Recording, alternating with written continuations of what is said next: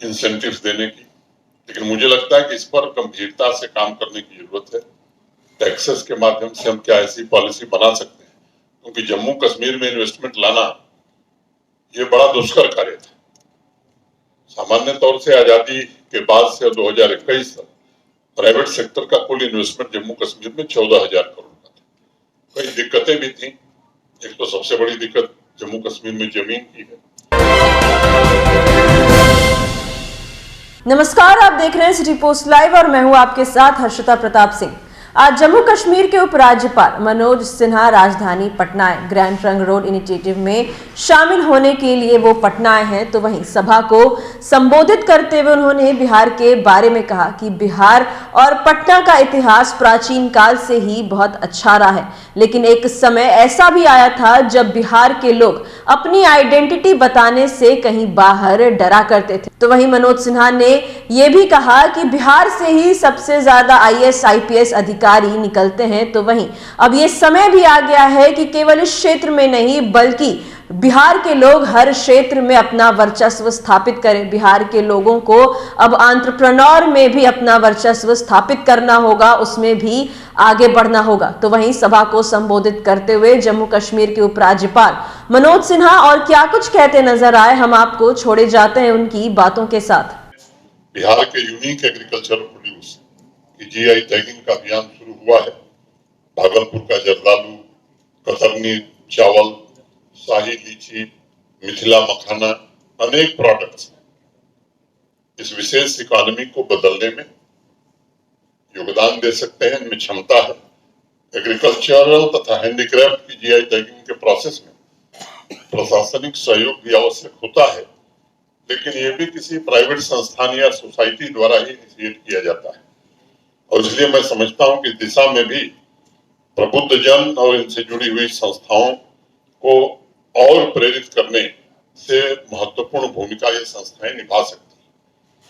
सालों से बिहार ने जलवायु अनियमितताओं की वजह से अनेक प्रकार की चुनौतियां झेली। अनेक जिलों ने बाढ़ का कहर झेला है। अनेक जिलों में सूखे की मार रही है।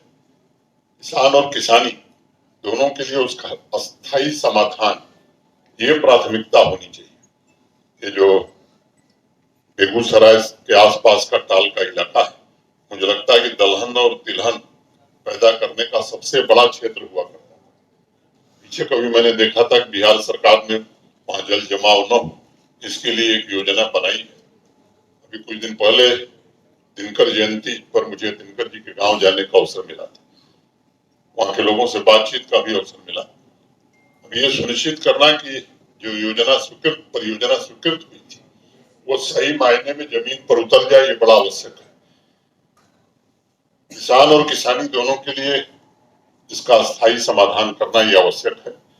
वैल्यू एडेड एग्रीकल्चर प्रोडक्ट्स और नीश प्रोडक्ट्स, इन पर मुझे लगता है कि सरकारी तौर पर हमें विशेष ध्यान देना होगा।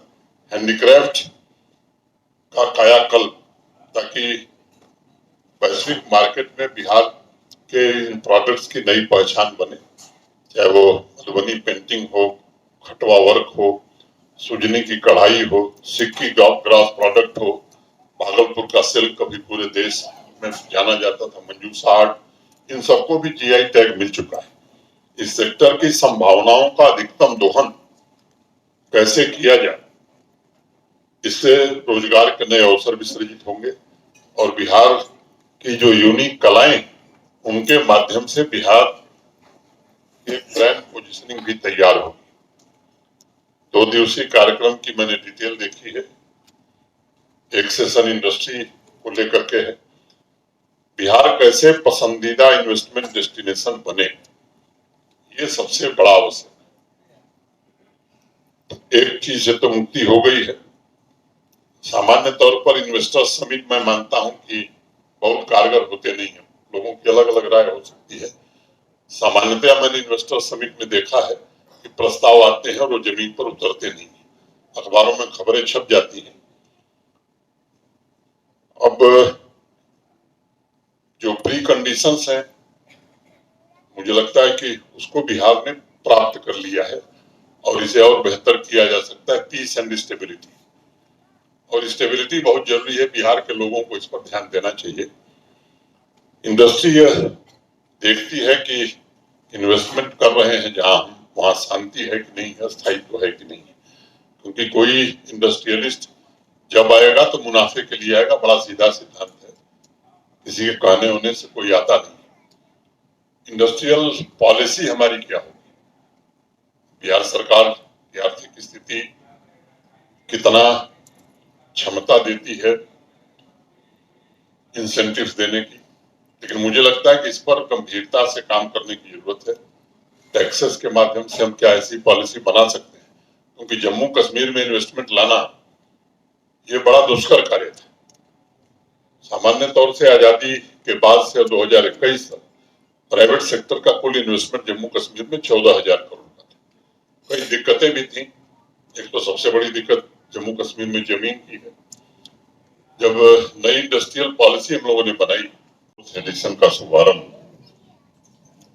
में आप सबके बीच उपस्थित होकर मुझे प्रसन्नता का अनुभव हो रहा है और मैं पंकज जी TV9 का विशेष आभारी, जिनके कारण मैं यहाँ आपके बीच उपस्थित हो सका। श्री अदिति जी और उनके साथियों ने बिहार के सामर्थ्य और बिहार की यूनिक आइडेंटिटी में समान विचारधारा रखने वाले मित्रों के बीच कोलैबोरेशन के द्वारा इस भूमि के इन्फ्लुएंसर्स, एंटरप्रेन्योर्स को जोड़कर बिहार की तस्वीर बदलने का एक उम्दा प्रयास प्रारंभ किया है। इसके लिए मैं उन्हें भी बधाई देता हूं। अदिति जी तथा ग्रैंड ट्रंक रोड इनिशिएटिव की पूरी टीम के प्रयासों की सराहना भी करता हूं। 23 जून 1957 के प्लासी युद्ध के 116 साल बाद 1873 में नवीन चंद्र सेन ने एक काव्य ग्रंथ की रचना की थी। नाम उसका पलासिर युद्ध था। पलासी की जगह उन्होंने पलासिर शब्द यूज किया, जिसे ब्रिटिश शासन ने उस समय बैन कर दिया था। लेकिन ये पुस्तक बिहार के घर घर में उस समय पढ़ी जाती थी। पलासी के युद्ध के पश्चात ही बिहार में एक नई क्रांति का जन्म हुआ था। 1780-81 में सासाराम, छपरा, पटना, गया अनेक स्थानों में क्रांतिकारी विचारों का बहुत तेज गति से प्रचार प्रसार हुआ था। पटना के संबंध में तो एक ब्रिटिश ऑफिसर ने 1857 में लिखा था कि मीर कासिम के समय से पटना एक विद्रोही नगर रहा है। मीर कासिम आप सब जानते हैं, मीर जाफर का दामाद था। 1760 से और 1763 तक बंगाल का नवाब भी था। मुझे लगता है कि वह ब्रिटिश अफसर लिखना चाहता था कि पटना स्वतंत्र विचारों का नगर रहा है, लेकिन उसने विद्रोही नगर लिख दिया।